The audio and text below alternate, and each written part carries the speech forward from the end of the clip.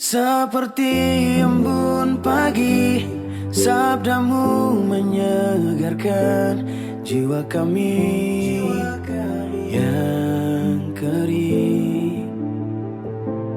Sabda Tuhanlah jalan kebenaran dan hidup, tuntun kami hingga selamanya.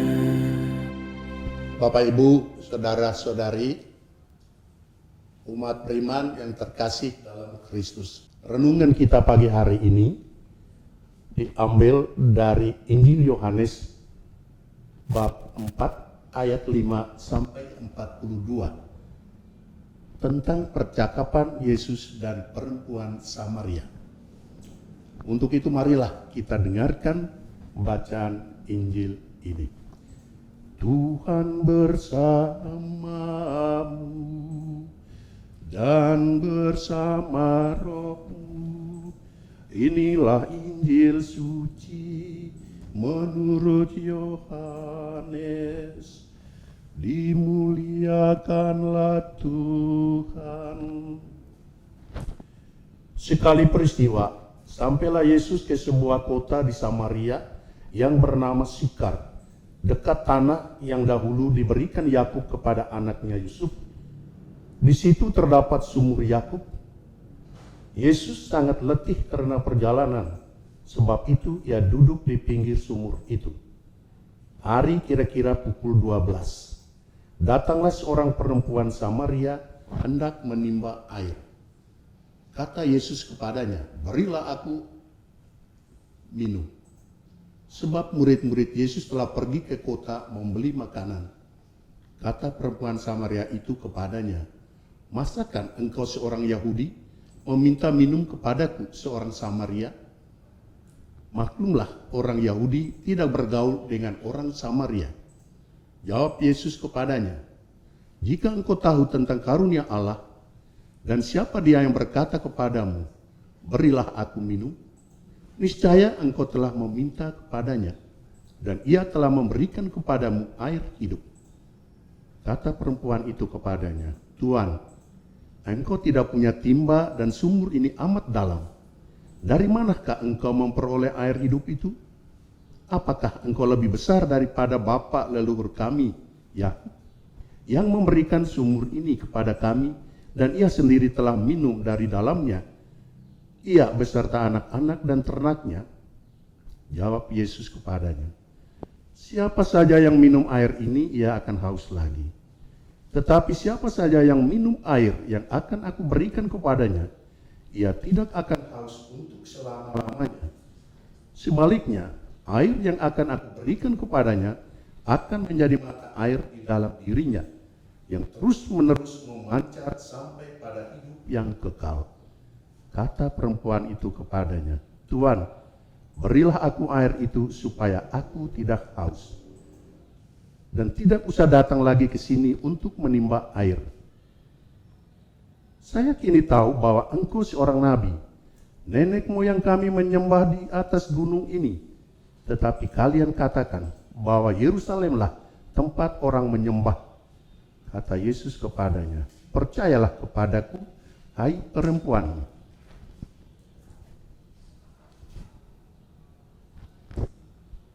Saatnya akan tiba bahwa kamu akan menyembah Bapa, bukan di gunung ini dan bukan juga di Yerusalem. Kamu menyembah yang tidak kamu kenal. Kami menyembah yang kami kenal, sebab keselamatan datang dari bangsa Yahudi. Tetapi saatnya akan datang, dan sudah tiba sekarang, bahwa para penyembah yang benar akan menyembah Bapa dalam roh dan kebenaran, sebab Bapa mencari orang-orang yang menyembah Dia secara demikian. Allah itu roh, dan siapa saja yang menyembah Dia harus menyembahnya dalam roh dan kebenaran." Jawab perempuan itu kepadanya, "Aku tahu bahwa Mesias yang juga disebut Kristus akan datang. Apabila ia datang, ia akan memberitakan segala sesuatu kepada kami." Kata Yesus kepadanya, "Akulah Dia yang sedang bercakap-cakap dengan engkau." Banyak orang Samaria dari kota itu percaya kepada Yesus karena perkataan perempuan itu yang bersaksi. Ketika orang-orang Samaria itu sampai kepada Yesus, mereka meminta kepadanya supaya Yesus tinggal dengan mereka. Yesus pun tinggal di situ 2 hari lamanya. Karena perkataan Yesus, lebih banyak lagi orang yang percaya, dan mereka berkata kepada perempuan itu, "Kami percaya, tetapi bukan lagi karena apa yang engkau katakan, sebab kami sendiri telah mendengar dia, dan kami tahu bahwa dia benar-benar juru selamat dunia." Demikianlah sabda Tuhan. Terpujilah Kristus.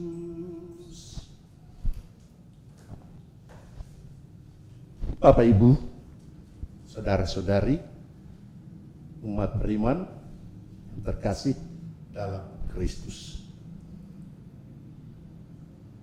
Tema permenungan kita pagi hari ini, saya mengambil judul Yesus Sumber Air Hidup. Saya awali dengan suatu pertanyaan. Makhluk hidup manakah di muka bumi yang tidak membutuhkan air? Tentu semua makhluk hidup butuh air. Hewan, tumbuh-tumbuhan membutuhkan air supaya hidup. Apalagi makhluk hidup yang namanya manusia sangat membutuhkan air. Bayangkan kalau sehari tak minum air, sehari tidak mandi. Jadi jelas bahwa semua makhluk hidup butuh air. Ketika kemarau panjang, tumbuh-tumbuhan dan hewan merana, dan manusia pun dengan berbagai cara berjuang untuk mendapatkan air. Di mana ada sumber air, disitulah semua orang datang.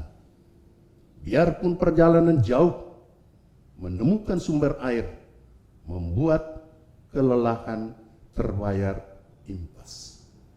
Kita bayangkan oma opa kita yang hidup di tahun 60-an, Maumere salah satu kota yang mengalami kesulitan air. Konon orang mengatakan bahwa untuk bisa minum mereka harus menyadapnya dari batang pohon pisang atau pohon ara.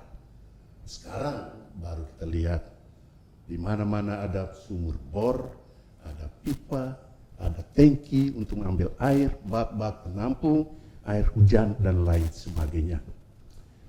Pengalaman wanita Samaria dalam Injil Yohanes bab 4 ayat 5 sampai dengan ayat 42 hari ini menjadi contoh yang menarik bagi kita. Ia menemukan kehidupan yang sesungguhnya dari pertemuan dengan Yesus. Dalam kisah Injil tadi terjadilah dialog yang cukup panjang dan juga lama antara Yesus dan seorang perempuan Samaria. Dan itu terjadi di tepi sebuah sumur di siang bolong. Dan dialog ini ternyata Yesus memiliki suatu tujuan, yakni membongkar idola berhala dari perempuan Samaria tadi. Hal yang menarik dari dialog itu ialah sikap perempuan Samaria yang begitu terbuka dan jujur kepada Yesus, sehingga ia menerima air hidup, yaitu Yesus sendiri, dan berani meninggalkan tempayan air. Kemudian pergi masuk kota dan mewartakan bahwa ia telah menemukan Mesias. Hal ini terjadi ketika perempuan Samaria itu meminta kepada Yesus, "Tuhan, berilah aku air itu." Tentu air hidup supaya ia tidak haus lagi. Berilah aku air itu supaya aku tidak haus dan tidak usah datang ke sini lagi untuk menimba air. Bapak, Ibu, saudara-saudari umat Allah yang terkasih dalam Kristus, setiap kita pernah merasa haus dan kita butuh air untuk minum. Dan supaya kita jangan haus lagi, menurut kitab suci, kita harus pergi kepada Yesus yang adalah sumber air hidup. Yesus tidak langsung dan eksplisit menunjukkan faktum haus yang dialami oleh kita dan juga tidak menunjukkan secara serta-merta di mana sumber air hidup itu. Kita harus lebih dahulu sadar akan diri kita dan tahu akan situasi negatif yang selalu tidak lepas dari diri kita, lalu disentil untuk melihat sendiri bahwa di sana ada air hidup, yakni Yesus. Dalam kitab suci, haus praktis berarti suatu keadaan jauh dari Allah. Jiwaku haus akan Allah, Allah yang hidup. Bilakah aku boleh menghadap dan memandang wajah Allah? Mazmur 42 ayat 3 bisa baca nanti. Juga dalam Wahyu bab 7 ayat 17 dikatakan, anak domba akan membimbing mereka ke sumber air yang hidup. Tapi bagaimana? Kita itu rela diberi air, mau dibimbing ke sumber air yang hidup. Kalau kita tidak sadar bahwa kita haus, itulah sebabnya sebelum mewahyukan dirinya sebagai sumber air hidup, Yesus terlebih dahulu menunjukkan situasi haus, situasi dosa yang diderita perempuan Samaria tadi. Yesus tidak menuduh perempuan Samaria itu berdosa, tetapi Yesus bertanya, di mana suamimu? Yang terpenting di sini adalah kesadaran bahwa kita orang berdosa, sehingga spontanitas untuk mengambil air hidup itu menjadi lebih kuat bagi setiap orang yang lagi bersiara di bumi ini. Bapak, Ibu, saudara-saudari iman Allah yang terkasih dalam Kristus, Yesus dengan cara yang tepat dan unik selalu menemui kita. Seperti perempuan Samaria itu, Yesus ingin agar kita bersikap optimis, sekalipun ada banyak perkara yang kita hadapi. Yang pasti Yesus ingin memberikan yang terbaik bagi kita, yakni air hidup, sumber yang menyegarkan, oase abadi, yaitu dirinya sendiri. Melihat dan mengimani semua kisah yang ada dalam kitab suci, mestinya kita harus takjub kepada Yesus dan terus menuntaskan diri bagi rencananya. Mestinya tidak ada umat Katolik yang mudah putus asa dan terus mengurung diri dalam kedosaannya. Karena Yesus Maha Pengampun. Dan Yesus selalu mencari kita yang tersesat. Mestinya di masa prapaskah ini menjadi masa di mana kita tetap menimba air kehidupan, yaitu sabdanya, dan meminum air hidup, yaitu Yesus, selama kita masih berziarah di muka bumi ini. Dan sebagai murid Yesus, kita tidak perlu ragu dalam memberikan kesaksian tentang Yesus lewat perkataan dan hidup yang benar. Air yang akan Yesus berikan menjadi mata air hidup dalam diri setiap orang yang percaya kepada Dia, yang terus-menerus memancarkan sampai kepada hidup yang kekal. Sabda Yesus kepada kita bisa kita lihat dalam gereja.